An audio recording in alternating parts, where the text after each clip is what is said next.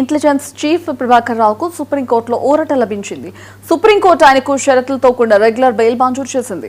35,000 రూపాయల పూచీకత్తు, అలాగే ఇద్దరి షూరిటీతో ధర్మాసనం ఈ ఆదేశాలిచ్చింది. విచారణకు సహకరించాలని, సాక్షులను ప్రభావితం చేయరాదని, కోర్టు అనుమతి లేకుండా విదేశాలకు కూడా వెళ్లరాదని కఠిన నిబంధనలు విధించింది.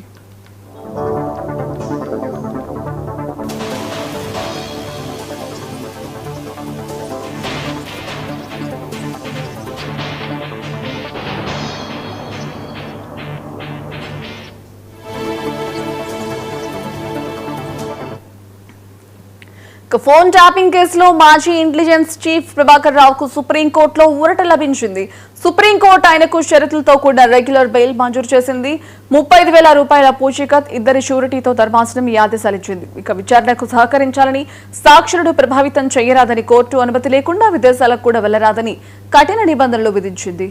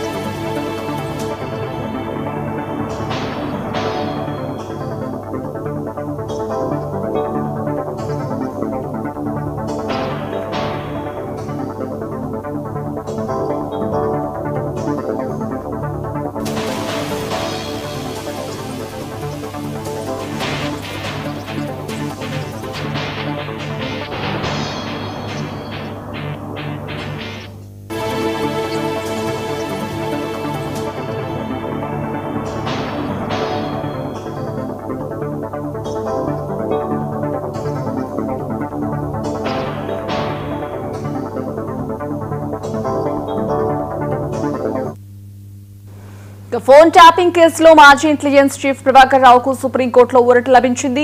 సుప్రీంకోర్టు ఆయనకు షరతులతో కూడిన రెగ్యులర్ బెయిల్ మంజూరు చేసింది. 35,000 రూపాయల పూచీకత్తు, అలాగే ఇద్దరి షూరిటీతో ధర్మాసనం ఈ ఆదేశాలిచ్చింది. విచారణకు సహకరించాలని, సాక్షులను ప్రభావితం చేయరాదని, కూడా కోర్టు అనుమతి లేకుండా విదేశాలకు వెళ్లరాదని కఠిన నిబంధనలు విధించింది. ఇదే అంశానికి సంబంధించిన అప్డేట్స్ మా ఢిల్లీ బ్యూరో చీఫ్ నవీన్ అందిస్తారు. నవీన్, చెప్పండి. సుప్రీంకోర్టులో తెలంగాణ ఫోన్ ట్యాపింగ్ కేసు సంబంధించిన అంశంపై కూడా విచారణ కూడా జరిగింది. మాజీ ఇంటెలిజెన్స్ చీఫ్ ప్రభాకర్ రావుకు ఊరట లభించిందని కూడా చెప్పుకోవచ్చు. ఎందుకంటే షరతులతో కూడినటువంటి ఆ రెగ్యులర్ బెయిల్ కూడా మంజూరు చేస్తూ సుప్రీంకోర్టు కూడా ఈ యొక్క తీర్పు ఇచ్చినటువంటి పరిస్థితి నెలకొంది. విచారణ జస్టిస్ బివి నారత్న ధర్మాసనం ఈ యొక్క విచారణ కూడా చెప్పడం జరిగింది. అయితే గత కొద్ది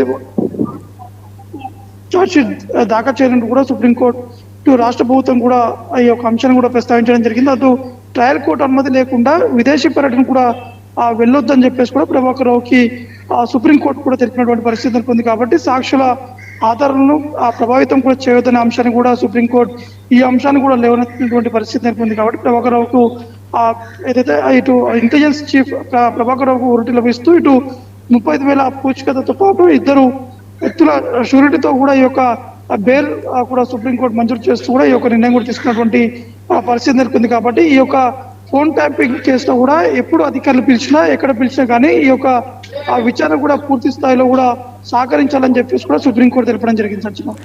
మరోవైపు మనం చూసుకున్నట్లయితే పాస్పోర్ట్ ని కూడా సరెండర్ చేసి విదేశీ పర్యటనలు కూడా రద్దు చేసుకోవాలని కూడా చెప్పింది. సో ఎవ్రీడే వచ్చి కూడా అటెండెన్స్ తీసుకోవాలన్నట్టు కూడా తెలుస్తుంది. దీనికి సంబంధించిన అప్డేట్స్ ఏంటి?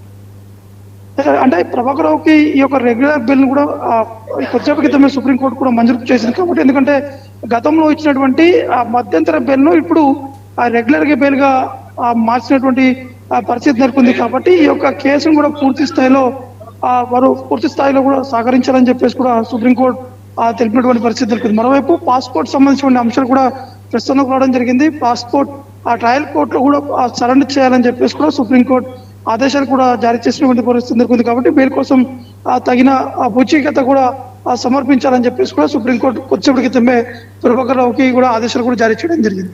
Okay, right. Thank you, Naveen. Thank you for the update.